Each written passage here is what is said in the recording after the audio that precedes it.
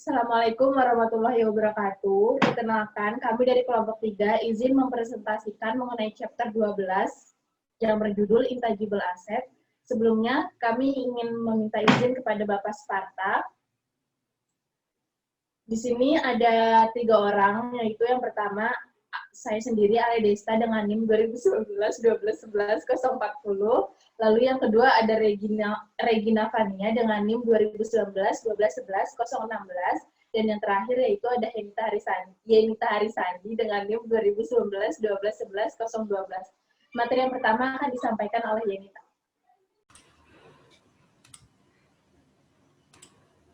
Di chapter 12 ini kita akan membahas tentang intangible asset atau aset tak berwujud. Aset tak berwujud adalah hak, keistimewaan, dan keunggulan bersaing yang tidak memiliki substansi fisik. Aset tak berwujud dikelompokkan menjadi aset tak berwujud dengan umur terbatas dan tidak terbatas atau jangka pendek dan jangka panjang. Jenis-jenis aset tak berwujud pada umumnya itu ada hak paten, hak cipta, ada waralaba, ada merek dagang, ada goodwill. Nah, SAK memperbolehkan revaluasi aset berwujud ke nilai wajar, kecuali di goodwill. Nah, selanjutnya itu ada karakteristik dari aset berwujud.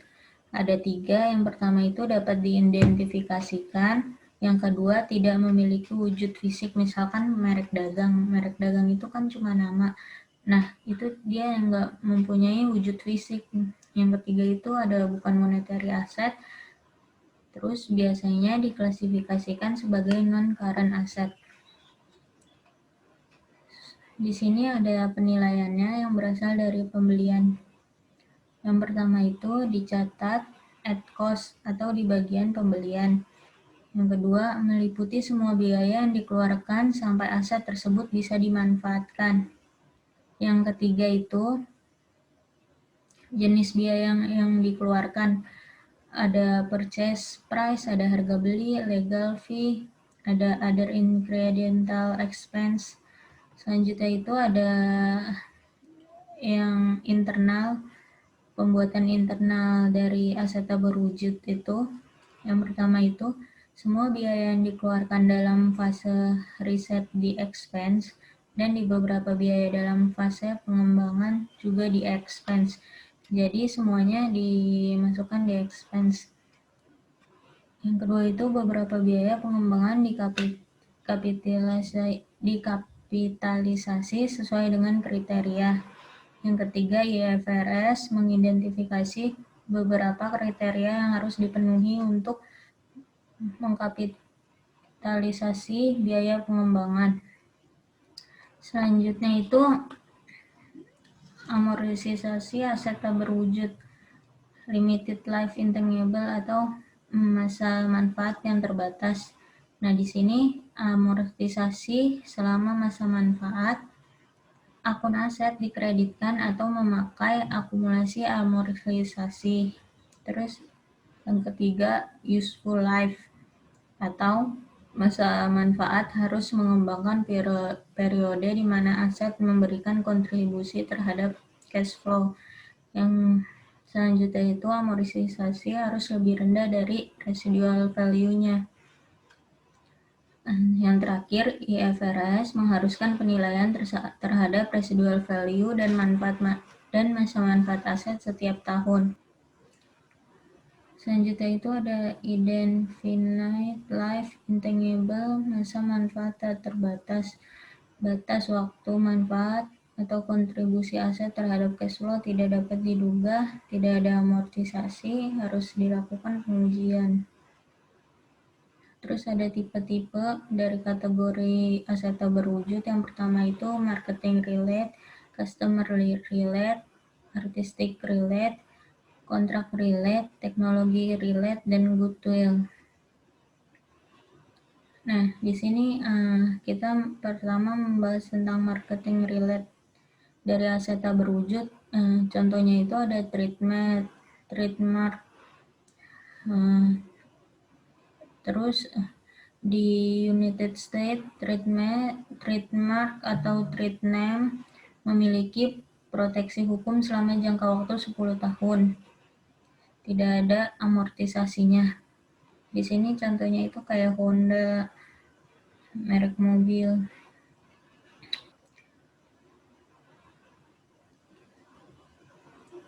Terus yang kedua itu ada customer related intangible asset.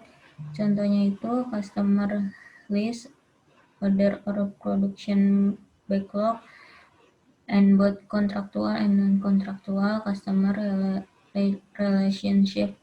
Terus ada kapitalisasi harga perolehan, amortisasi selama masa manfaat. Nah, di sini ada contoh Grand Market memperoleh customer list sebuah perusahaan kabar ternama dengan harga 6 juta pada Januari 1 Januari 2011.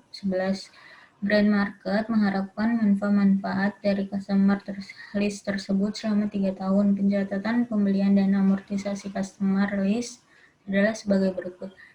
Jadi pada tanggal 1 Januari 2019 customer list-nya 6 juta terhadap cash 6 juta di Desember 31, amortisasi expense-nya 2 juta, customer list-nya 2 juta.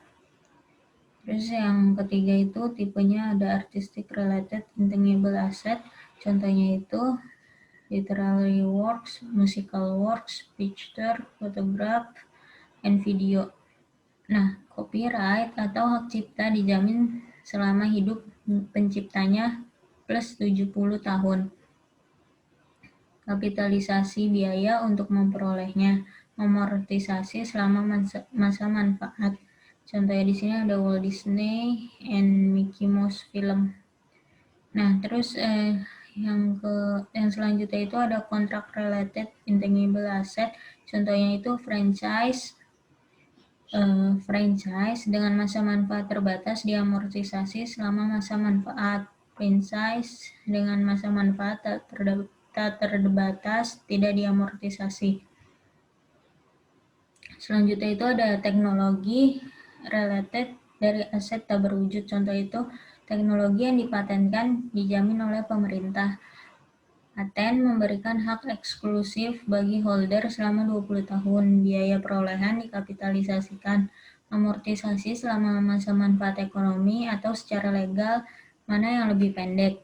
Di sini contohnya itu Harcourt Company mengeluarkan biaya sebesar 180.000 pada Januari untuk mendapatkan hak paten.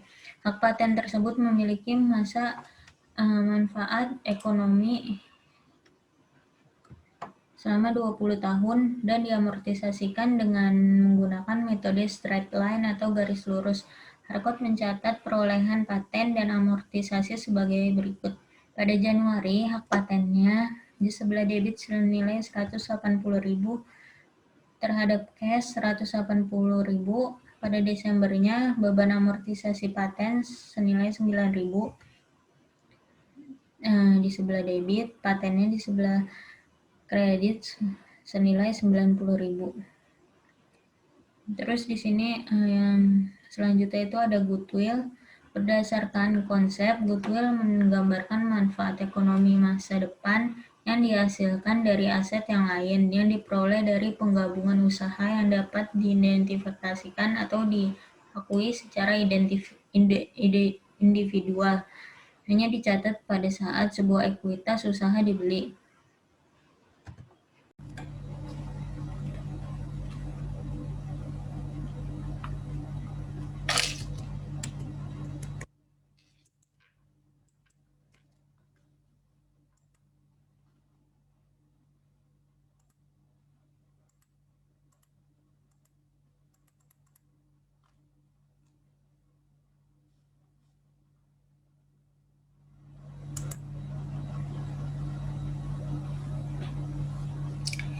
Recording goodwill. Illustration. Frank Inch memutuskan bahwa mereka membutuhkan divisi suku cadang untuk melengkapi distribusi traktor yang ada. Presiden Frank tertarik untuk membeli traktor Link SA. Ilustrasi tersebut menyajikan laporan posisi keuangan traktor Link SA.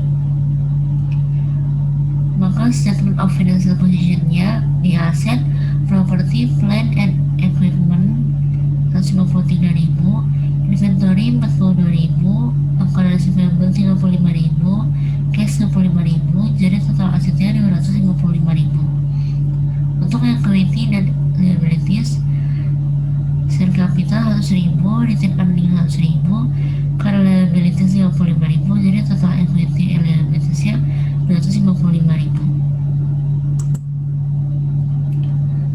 Hasil yang kedua, Feng menyelidiki aset dasar traktor link untuk menentukan nilai wajarnya.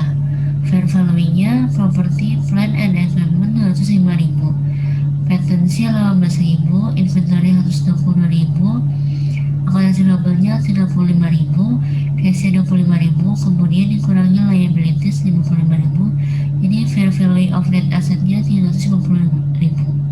Perusahaan traktor memutuskan untuk menerima tawaran Feng sebesar 400.000. Berapa nilai net buy tersebut jika ada? Illustration penentuan goodwill.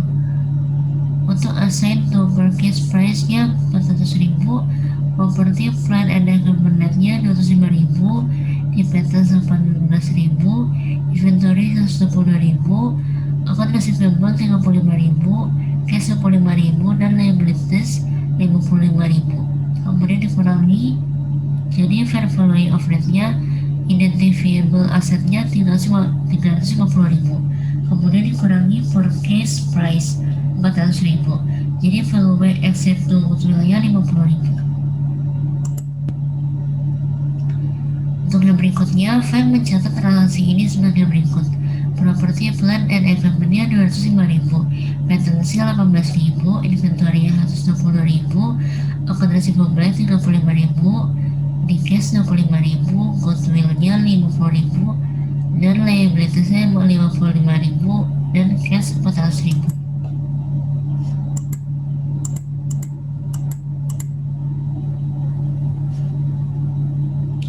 Untuk penghapusan goodwill dianggap memiliki kehidupan yang tidak terbatas.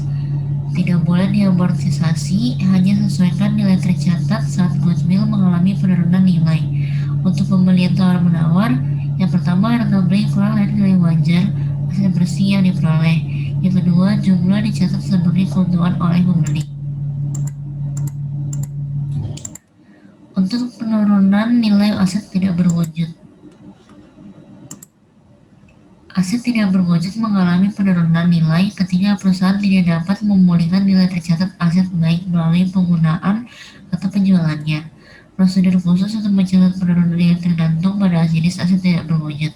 Yang pertama, hidup terbatas, atau yang kedua, kehidupan tak terbatas atau termasuk net buy. Untuk penurunan nilai tak berwujud kehidupan terbatas, aturan yang berlaku untuk penurunan nilai properti, pabrik, dan peralatan juga berlaku untuk benda tak berwujud dengan umur terbatas. Rugi penurunan nilai adalah nilai tercatat aset dikurangi jumlah terpulihkan dari aset yang mengalami penurunan nilai. Untuk diagramnya, carrying amount di compare to recoverable amount, kemudian higher of fair value less cost to sell, dan following in use. Untuk penurunan nilai tak berwujud kehidupan terbatas, nilai wajar dikurangi biaya untuk menjual, berarti beberapa aset dapat dijual setelah dikurangi biaya pelepasan.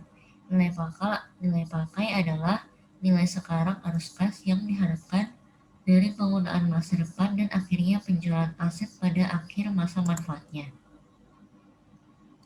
Untuk ilustrasinya, Ledge SM memiliki paten tentang cara mengekstraksi minyak dari batuan serpi dengan nilai tercatat 5 juta pada akhir tahun 2018. Sayangnya, beberapa penemuan minyak serpi baru-baru ini berdampak buruk terhadap permintaan teknologi minyak serpi, yang menunjukkan bahwa paten rusak.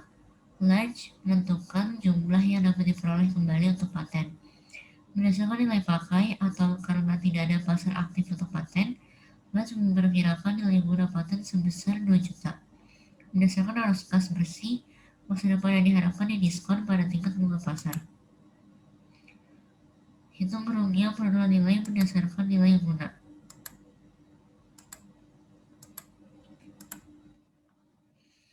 Untuk carrying amount-nya 5 juta, Kemudian compared to recoverable amount-nya 2 juta, jadi total impairment loss-nya 3 juta. Kemudian higher of fair value less cost to sell-nya 0, kalau in-use-nya 2 juta. Kemudian hitung kerugian penurunan nilai berdasarkan nilai guna. Untuk carrying amount-nya 5 juta, compare to recoverable 2 juta, jadi impairment loss-nya 3 juta. Kemudian higher of-nya fair value less cost to sell, lebih in use. Ledge membuat jurnal berikut untuk mencatat penurunan nilai tersebut. Jadi nama akunnya loss on impairment 3 juta di debit dan patents 3 juta di kredit. Kembalikan kerugian penurunan nilai. Ilustrasinya, nilai tercatat paten setelah penurunan nilai adalah 2 juta. Amortisasi ledge adalah 400.000 dikali 200.000 dibagi 5. Selama 5 tahun sisa masa paten, beban amortisasi dan nilai tercatat setelah penurunan nilai disajikan di bawah ini. Untuk 2019, amortisasi ekspedisi 400.000, kredit umurnya 1.600.000 dari 2 juta dikurangi 400. Dan untuk 2020, amortisasi ekspedisi 400.000, kredit umurnya 1,2 dari 1,6 dikurang 400.000. 2021, amortisasinya 400.000, kredit umurnya 800.000 dari 1,2 dikurang 400.000. 2022, amortisasinya 400.000, kredit umurnya 400 dari 800.000 dikurangi 400. Di 2023, amortisasinya 400.000, kredit umurnya 0 dari 400.000 dikurang 400.000. Untuk membalikan kerugian penurunan nilai pada awal tahun 2020, berdasarkan kondisi pasar yang membaik. Untuk nilai minyak serpi, Ledge mengukur kembali jumlah paten yang dapat diperoleh kembali menjadi 1,750. Dalam hal ini, Ledge membalikan sebagian dari kerugian penurunan nilai yang diakui. Patents 150.000 dari 1,750 dikurang 1,6 di debit. Untuk recovery of impairment loss-nya 110.000 di kredit. Penurunan nilai tak berwujud dalam kehidupan tanpa batas lain niat baik. Yang pertama, harus diuji penurunan nilainya setidaknya setiap tahun. Yang kedua, tes penurunan nilai sama dengan tes untuk benda tak berwujud yang hidup terbatas. Itu adalah membandingkan jumlah terpulihkan dari aset tidak berwujud dengan nilai tercatat aset. Yang kedua, jika nilai terpulihkan kurang dari nilai tercatatnya, perusahaan mengakui penurunan nilai. Untuk ilustrasi penurunan nilai tak berwujud dalam kehidupan tanpa batas, Arcon Radio membeli lisensi seharga 2 juta. Lisensi ini dapat dipengaruhi setiap 10 tahun. Arcon Radio telah memperbarui lisensi dengan GCC 2 kali, dengan biaya minimal karena mengharapkan arus kas bertahap tanpa batas. Arcon melaporkan lisensi sebagai aset tidak berwujud yang tidak terbatas. Baru-baru ini, GCC memutuskan untuk melelang lisensi ini kepada penawar tertinggi alih-alih memperbaruinya. Berdasarkan lelang lisensi serupa baru-baru ini, Arcon Radio memperkirakan nilai wajar dikurangi biaya untuk menjual atau jumlah yang dapat diperoleh kembali dari lisensinya menjadi 1,5. Untuk carrying value of broadcast license-nya 2 juta dikurangi recoverable amount-nya 1,5, jadi loss on impairment-nya 500.000. Penurunan niat baik. Yang pertama, ada perusahaan harus menguji niat baik setidaknya setiap tahun. Yang kedua, uji penurunan nilai dilakukan berdasarkan unit penghasil kas yang diberikan goodwill, yaitu unit penghasil kas, yaitu kelompok aset terkecil yang dapat diidentifikasi yang menghasilkan arus kas. Yang ketiga, estimasi jumlah terpulihkan untuk penurunan nilai goodwill biasanya didasarkan pada estimasi nilai pakai. Yang keempat, membalikan kerugian penurunan nilai goodwill tidak diizinkan. Berikutnya ilustrasinya, Cowboy AG memiliki 3 divisi. Itu membeli divisi print product 4 tahun lalu seharga 2 juta. Sayangnya, print mengalami kerugian operasional sama dengan kuartal terakhir. Manajemen Callboy sekarang sedang meninjau divisi atau unit lantas untuk tujuan pengujian penurunan nilai tahunan. Mencantumkan aset bersih divisi PRED termasuk goodwill terkait sebesar 900.000 dari pembelian. Nama akunnya property, plant and equipment net 800.000, untuk goodwill 900.000, inventory 700.000, receivable 300.000, cash 200.000, kemudian dikurangi 500.000 dari account and notes payable, jadi net asetnya 2,4.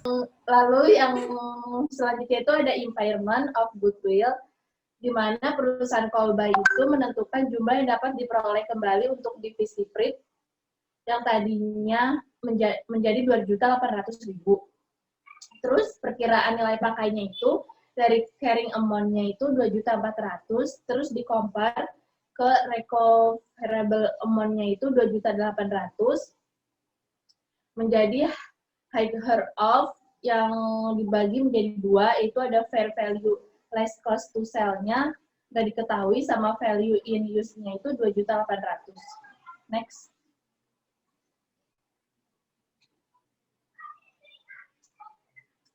Di sini diasumsikan juga bahwa divisi PRID itu tadinya 1.900.000 bukan 2.800.000.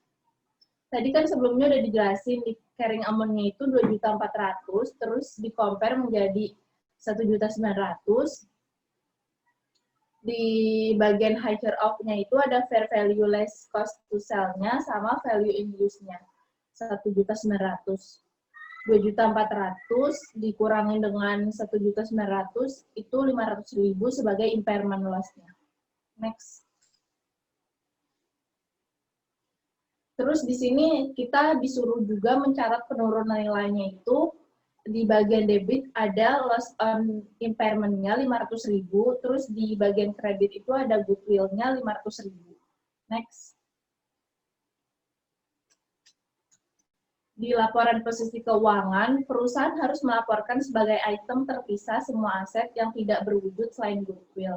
Terus yang kedua itu laporan sama dengan laporan aset tetap. Terus yang ketiga, akun kontra biasanya tidak ditampilkan untuk barang yang tidak berwujud. Next.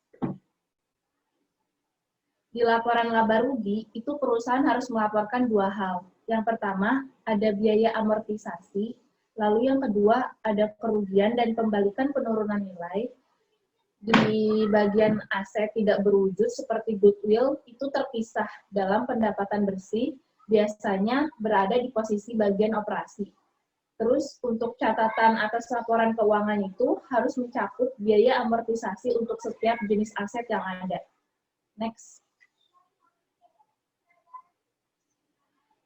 Di sini ada contoh laporan aset tidak berwujud yang sama dengan laporan aset tetap, di mana untuk income statement pada tanggal 31 Desember 2015 itu, amortization expense-nya itu 317, terus impairment of goodwill-nya itu 338.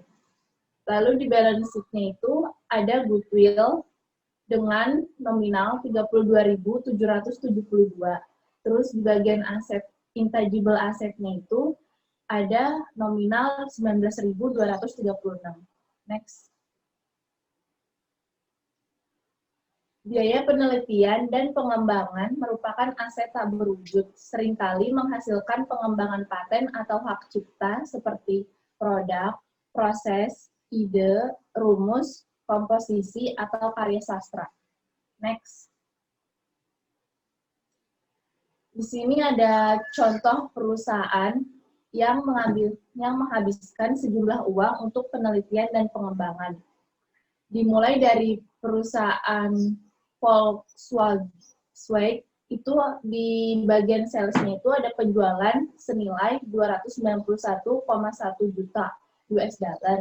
Terus di bagian research and development salesnya itu menjadi 5,26%. Yang kedua itu ada Samsung di Korea, itu penjualannya senilai 195,9 juta US dollar, di research and development-nya itu menjadi 7,20%. Terus ada Intel Amerika, itu di bagian salesnya itu di 55,9 juta US dollar, terus di R&D-nya itu menjadi 20,57%.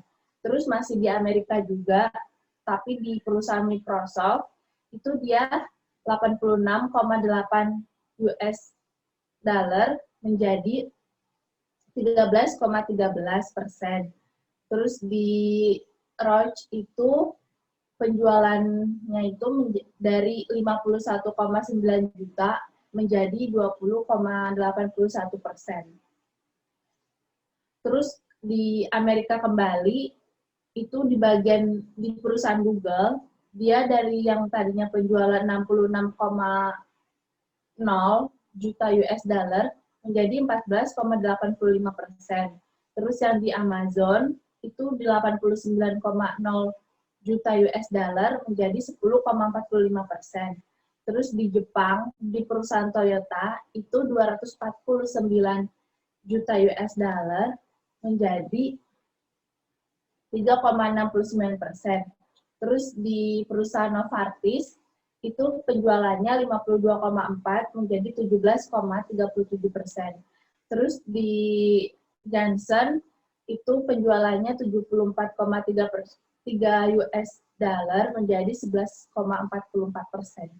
Next. Di sini dijelasin juga biaya penelitian itu harus dikeluarkan pada saat tertentu.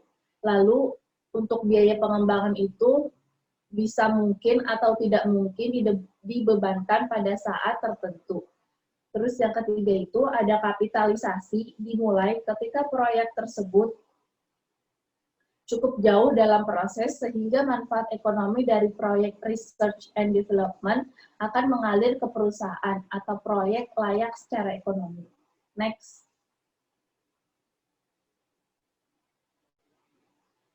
Di sini untuk akuntansi pada kegiatan research and development itu biayanya meliputi bahan, perlengkapan, dan fasilitas. Terus yang kedua itu ada personil atau anggota. Yang ketiga, membeli barang yang tidak berwujud. Terus yang keempat, ada layanan kontrak. Yang selanjutnya, yang terakhir, ada biaya tidak langsung. Next. Di sini ada type of expenditure, di mana pembangunan fasilitas penelitian jarak jauh untuk digunakan dalam proyek saat ini dan masa yang akan datang. Ada lantai bangunan sebesar 400.000 kaki persegi. Terus yang kedua itu ada akuisisi peralatan R&D untuk digunakan pada proyek saat ini saja. Yang ketiga, akuisisi mesin untuk digunakan pada proyek R&D saat ini dan masa depan. Terus yang keempat, pembelian bahan untuk digunakan pada proyek R&D saat ini dan masa depan. Yang kelima, ada gaji staf peneliti yang merancang pemindai tulang laser baru. Terus yang keenam, biaya penelitian yang timbul berdasarkan kontrak dengan New Horizon dan tagihan bulanan. Yang ketujuh, ada bahan, tenaga kerja, dan biaya overhead pemindai laser, prototip, untuk kelangsungan ekonomi yang tidak tercapai. Next. Yang kedelapan itu ada biaya pengujian prototip dan modifikasi desain. Terus yang ke-9, biaya hukum untuk mendapatkan hak paten atas pemindai laser baru. Terus yang ke-10 ada gaji eksekutif. Yang ke-11 ada biaya riset pemasaran untuk mempromosikan pemindai laser baru. Yang ke-12 biaya teknik yang dikeluarkan untuk memajukan pemindai laser ke tahap produksi penuh. Terus yang ke-13 ada biaya untuk berhasil mempertahankan paten pada pemindai laser. Yang ke-14 komisi kepada staf penjualan yang memasarkan pemindai laser baru. Next. Di accounting treatment-nya itu, yang pertama, memanfaatkan dan menghargai sebagai biaya R&D. Yang kedua, biaya sebagai R&D. Yang ketiga, kapitalisasi dan depresiasi sebagai biaya R&D. Yang keempat, menginventarisir dan mengalokasikan untuk proyek R&D seperti biaya yang dikonsumsi. Terus yang kelima, biaya sebagai R&D. Yang keenam, mencatat sebagai piutang. Yang ketujuh, biaya sebagai R&D. Terus yang kedelapan juga sama, biaya sebagai R&D. Next. Yang ke-9, dikapitalisasi sebagai hak paten dan diamortisasi sebagai bagian dari harga pokok produksi. Yang ke-10, biaya sebagai biaya operasional. Yang ke-11, biaya sebagai biaya operasional. Yang ke-12, biaya sebagai biaya operasional yang memanfaatkan R&D. Lalu yang ke-13, sama dengan poin 9, yaitu dikapitalisasi sebagai hak paten dan diamortisasi sebagai bagian dari harga pokok produksi, dan yang terakhir biaya sebagai biaya operasional. Next. Biaya sama dengan biaya R&D itu maksudnya biaya untuk 3 hal, di mana yang pertama itu ada biaya untuk awal operasi yang baru, terus yang kedua ada kerugian pada saat operasi yang awal, terus yang ketiga itu ada biaya iklan. Biaya ini biasanya dibebankan pada saat tertentu sama dengan akuntansi untuk biaya research and development. Next. Di sini ada contoh latihan E12-17 itu biaya peralatan yang diperoleh yang akan digunakan alternatif dalam proyek R&D di masa depan selama 5 tahun ke depan menggunakan penyusutan garis lurus atau straight line. Itu nilainya itu 330 US dollar. Terus untuk bahan yang dikonsumsi dalam proyek R&D itu senilai 59.000. Biaya konsultasi yang dibayarkan kepada pihak luar untuk proyek tersebut itu 100.000. Terus biaya personil orang-orang yang terlibat dalam proyek tersebut itu 128.000. Biaya tidak langsung yang secara wajar dapat dialokasikan untuk proyek R&D itu 50.000. Bahan yang dibeli untuk proyek R&D di masa depan itu 34.000. Di sini kita disuruh mencari jumlah yang akan dilaporkan sebagai biaya penelitian dan pengembangannya. Next. Tadi kita tulis kembali yang angka-angka yang di soal, terus R&D expense, itu yang berubah hanya di kos awalnya. Kos awal dari 330.000 dibagi 5 menjadi 66.000. Kenapa 5? Soalnya tadi kan dia diminta untuk mencari jumlah hitungan untuk 5 tahun ke depan. Terus untuk yang di akun-akun lainnya itu tetap sama, hanya di bagian 34.000 itu untuk yang di R&D expense-nya menjadi 0. Karena yang tadi di 34.000 itu beban yang dibeli untuk proyek R&D di masa depan. Totalnya menjadi 430.000. Next. Terus ada lagi contoh soal perusahaan harus mencantumkan total biaya R&D yang dibebankan pada biaya setiap periode. Di sini ada perusahaan GlaxoSmithKline, itu pada tanggal 31 Desember 2015, dia turnover-nya itu 23.923. Terus cost of sales-nya itu 8.853. Sedangkan gross profit-nya itu 15.070. Terus untuk selling, general, and administrative-nya itu 9.232. Research and development-nya itu menjadi 3.560. Ini merupakan hasil dari total yang di atas tadi, seperti turnover, cost of sales, gross profit, selling, general, and administrative. Terus yang selanjutnya itu ada royalty income-nya 329, other operating income-nya 7.715, terus operating profit-nya itu menjadi 10.322. Next. Untuk soal latihan chapter 11, yang materi pertama akan dijelaskan oleh Fania. Berikut contoh soalnya S115, Maserati SPE membeli mesin baru untuk proses perakitannya pada 1 Agustus 2019. Harga mesin ini 150.000. Perusahaan memperkirakan mesin tersebut akan memiliki nilai sisa 24.000 pada akhir masa pakainya. Umurnya diperkirakan 5 tahun dan jam kerjanya diperkirakan 21.000 jam. Akhir tahun adalah 31 Desember. Instruksinya, hitung biaya penyusutan dengan metode berikut. Masing-masing dari berikut ini harus dianggap tidak terkait. Yang A, straight line depreciation for 2019.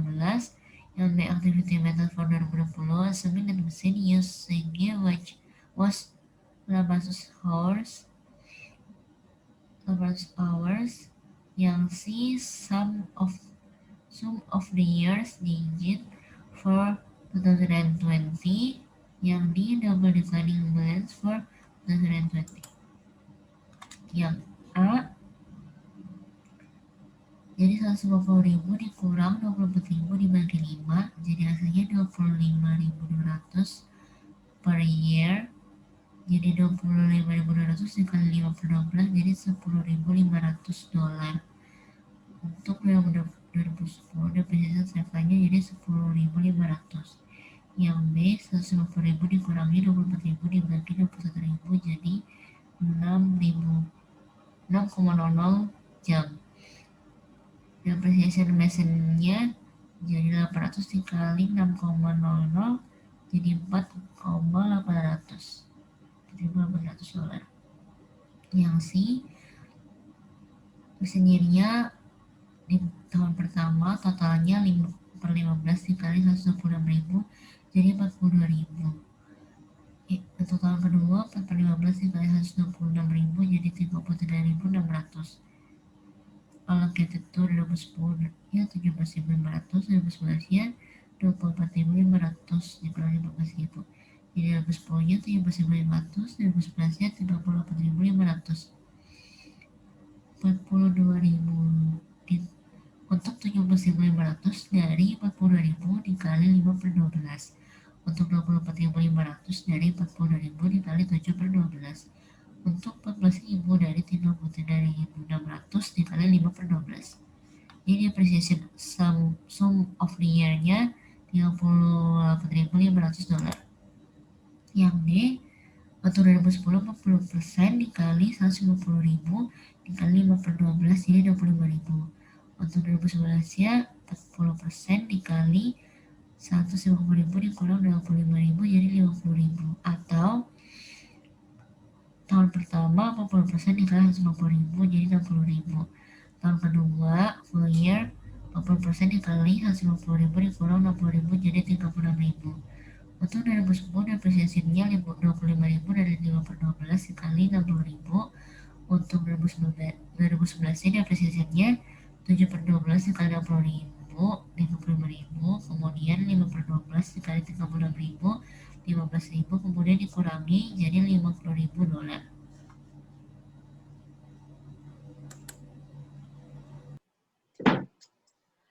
Lalu untuk yang latihan S11-14 itu ada perusahaan Kawasaki, dia menunjukkan jurnal berikut dalam akun peralatannya untuk tahun 2020. Semua jumlah dalam yen, dalam ribuan didasarkan pada biaya historis sebagai berikut. Pada tanggal 1 Januari itu, balance-nya 133.000. Terus tanggal 30 Juni, cost of equipment sold-nya itu purchase prior to 2020 itu 23.000. Terus untuk yang 10 Agustus, purchase-nya itu 32.000. 12 Agustus, freight on equipment purchase-nya 700. Terus untuk 25 Agustus, installation cost-nya itu 2.500. Pada tanggal 10 November, ada repairs, itu senilai 500. Instruksinya, disuruh menyiapkan jurnal entry koreksi yang diperlukan. Lalu yang kedua, dengan asumsi bahwa penyusutan akan dibebankan selama 1 tahun penuh pada saldo akhir di akun aset. Hitung biaya penyusutan yang tepat untuk tahun 2020 dengan masing-masing metode yang tercantum di bawah ini. Asumsikan bahwa perkiraan umurnya itu 10 tahun tanpa nilai sisa. Mesin termasuk dalam 1 Januari 2020. saldo baru dibeli pada 2018. Disuruh menggunakan straight line method and sum of the years digit. Next. Di sini di bagian A itu ada repair expense senilai 500, terus ada equipment-nya senilai 500. Karena tadi di bagian A disuruh mengoreksi jurnal yang diperlukan saja.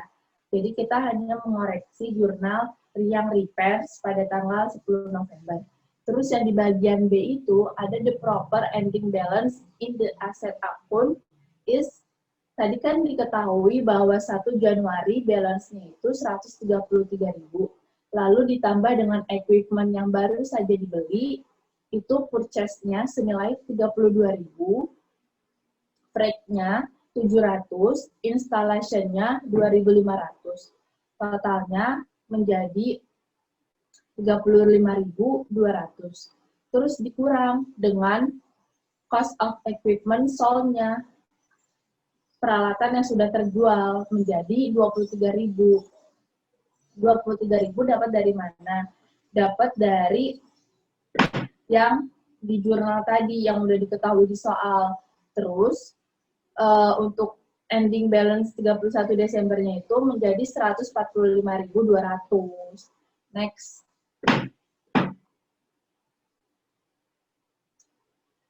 Nah, untuk yang pertama itu menggunakan straight line, itu tadi hasil dari ending balance 31 Desembernya dibagi dengan 10. 10 dari mana? Dari nilai tahun yang diminta. Karena di situ di soal dia minta perkiraan umurnya sekitar 10 tahun. Jadinya 14.520. Terus untuk yang di bagian kedua, sum of the years digitnya, itu ditambah 10, ditambah 9, ditambah 8, ditambah 7, ditambah 6, ditambah 5, ditambah 4, ditambah 3, tambah 2, tambah 1, sama dengan 55. Kenapa ngitungnya seperti ini? Karena balik lagi ke soal diminta perkiraan umurnya 10 tahun, jadi kita ngitungnya dari 10. Kalau diminta 20 tahun, berarti kita ngitungnya 20 tambah 19, dan seterusnya. Terus OR-nya itu sama dengan N plus 1 dibagi 2. N-nya tadi kan 10. Terus N plus 1, 10 ditambah 1 sama dengan 11, dibagi 2, hasilnya 55. Terus for equipment purchase in 2019, itu dibagi senilai 110.000, kurang dari 133.000 menjadi 23.000 of the cost of equipment purchase in 2019 is still on hand. 8 per 55 dikali 110.000 menjadi 16.000. Terus yang for equipment purchase in 2020-nya itu 10 per 5 dikali 35.200 menjadi 6.400. Total keseluruhannya itu 22.400. Next. Nah, pada E11, 19 ini kita dikasih informasi impairment cost-nya sebesar 9 juta, accumulated depreciation to date 1 juta, value-nya 7 juta. Nah, kita disuruh prepare the journal entry to record the impairment of asset di Desember 31, 2019. Terus yang B itu journal entry dari depreciation expense di tahun 2020. Yang C itu the asset was not sold by December 31, 2020. The fair value of the equipment on the date is 5.100.000. Prepare the journal entry necessary to record the increase. Nah, di sini kita lihat yang pertama itu kita disuruh membuat journal entry, membuat impairment di tahun 2019. Jadi cost-nya kita masukin senilai 9 juta. accumulate depreciation-nya dikasih tahu 1 juta, kita masukin, habis itu kita kurangkan 8 juta itu carrying amount 8 juta jadinya, terus dikurang dengan fair value senilai 4.400.000, terus kita tambah dengan cost of disposal 20.000. Nah, ketemu loss on impairment-nya sebesar 3.620.000. Nah, 3.620.000 ini kita masukin ke dalam jurnal. Pada Desember 31, 2019, loss on impairment-nya 3.620 di sebelah debit. Terus accumulate depreciation equipment-nya senilai 3.620 di sebelah kredit. Yang B-nya itu depreciation di tahun 2020 itu nggak ada entry-nya, jadi kita tulis di sini no entry necessary. Selanjutnya itu yang C itu fair value 5.100.000 dikurangi dengan cost of disposal sebesar 200.000, kita kurangkan hasilnya itu 5.080.000. Terus recovery of environment loss-nya itu kita dapat dari 9 juta dikurang 1 juta dikurang 3.620.000. Hasilnya itu 4.380.000.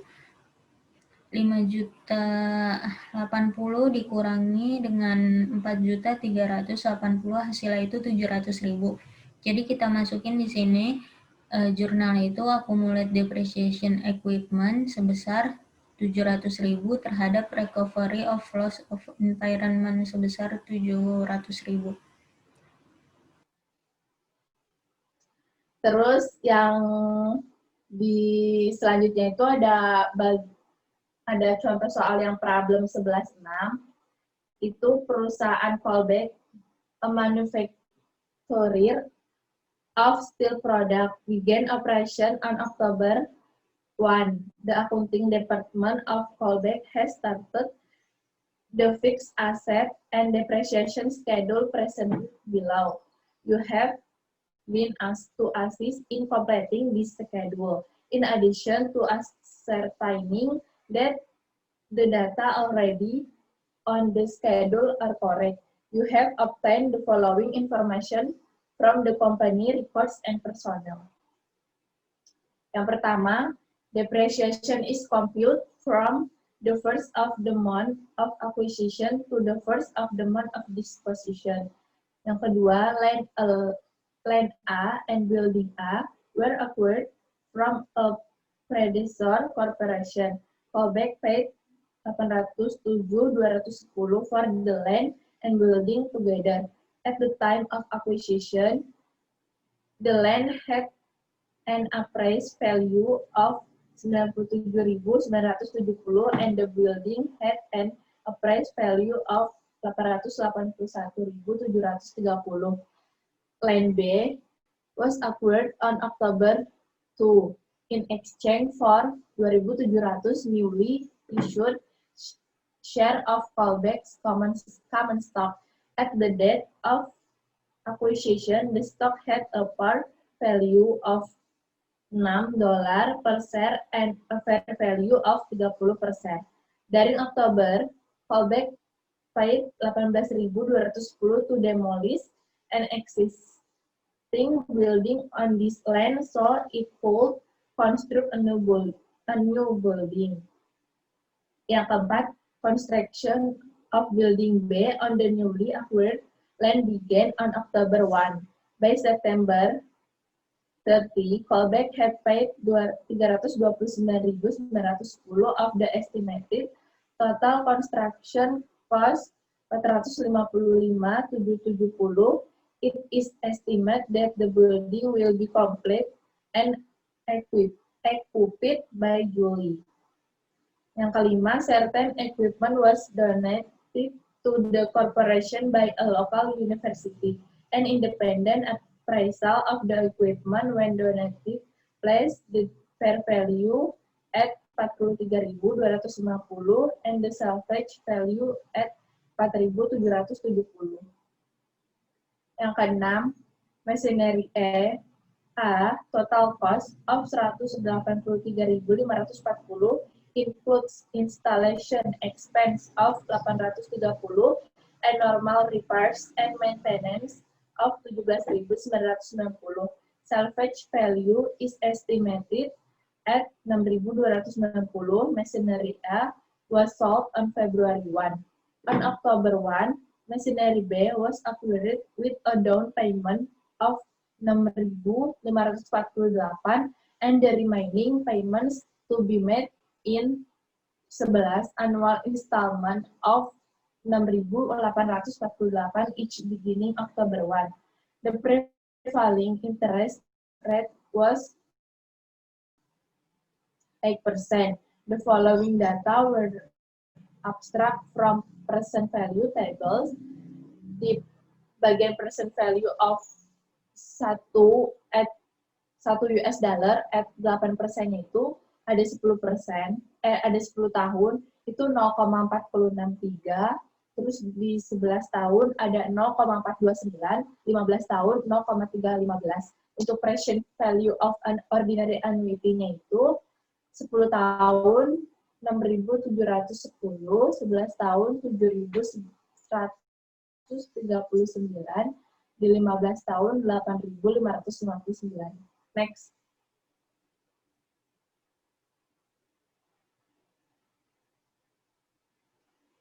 Di sini diketahui fixed asset sama depreciation schedule-nya for fiscal year ended September 30 and September 30, 2014 dan 2015. Di bagian aset line A itu cost-nya belum diketahui, terus di building A juga belum, yang di line B juga belum, sedangkan yang di building B itu construction-nya itu 329.910. Terus yang di donated equipment-nya nanti dihitung setelah ini, terus habis itu di machinery of pada tanggal 1 Oktober itu juga belum diketahui. Sedangkan untuk yang di building A itu di bagian depreciation method dengan nama straight line-nya itu pada tahun 2014 menjadi 14.302. Next. Di sini untuk yang pertama kita cari dulu line A itu sama dengan 802.630 dikali dengan 90.040 dibagi dengan 90.040 ditambah 810.360. Totalnya itu menjadi 80.263,00. Sedangkan untuk yang building A-nya itu 802.630 dikali dengan 810.360 dibagi 90.040 ditambah dengan 810.360 itu menjadi 722.367,00. Untuk yang ketiga itu ada cost of building-nya itu 722.367, SLM depreciation-nya 13.846, salvage value-nya 43.900, untuk life-nya itu umurnya sekitar 49 tahun. Dan untuk yang keempat itu ada depreciation for the year 2015 shall be same as for 2014 sama dengan 13.846. Untuk yang kelima disuruh mencari yang nilai line B di mana 2.600 shares itu dikali dengan 31 US dollar menjadi 80.600. Yang keenam, there shall be no depreciations on building for year 2015 as the construction is completed on Juli 2016. Next.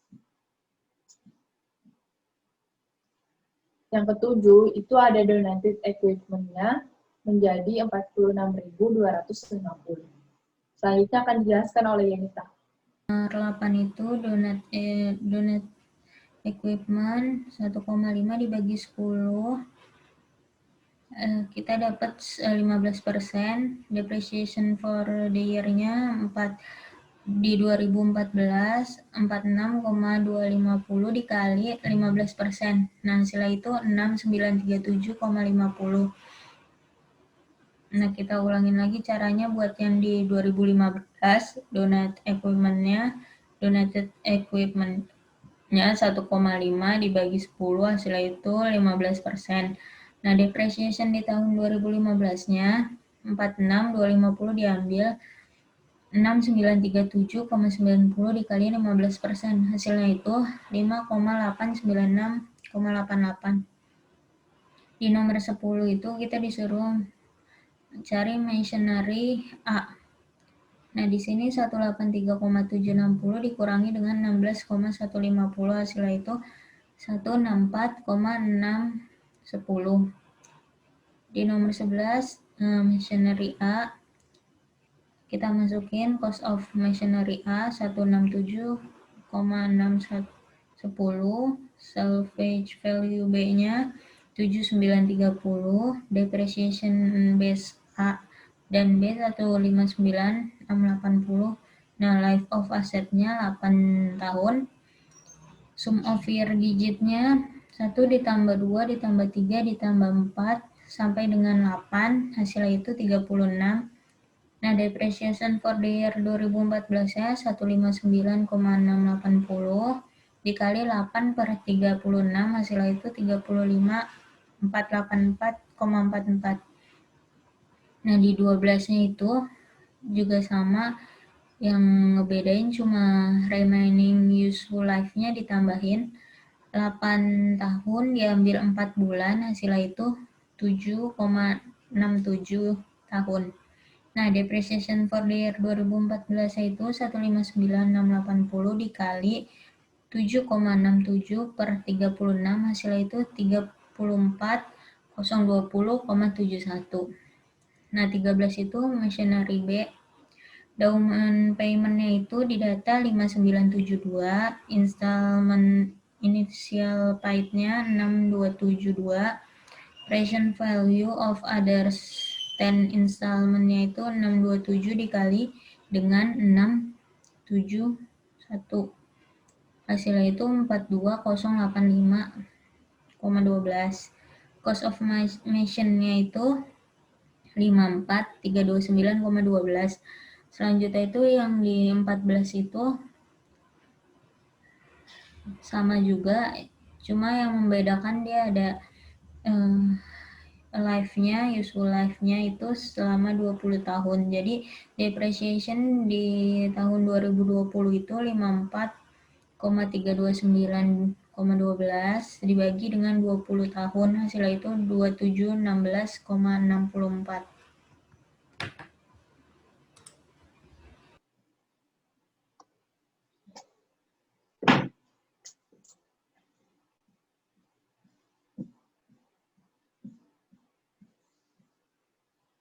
Sekian presentasi dari kami, kurang lebihnya kami mohon maaf. Wassalamualaikum warahmatullahi wabarakatuh.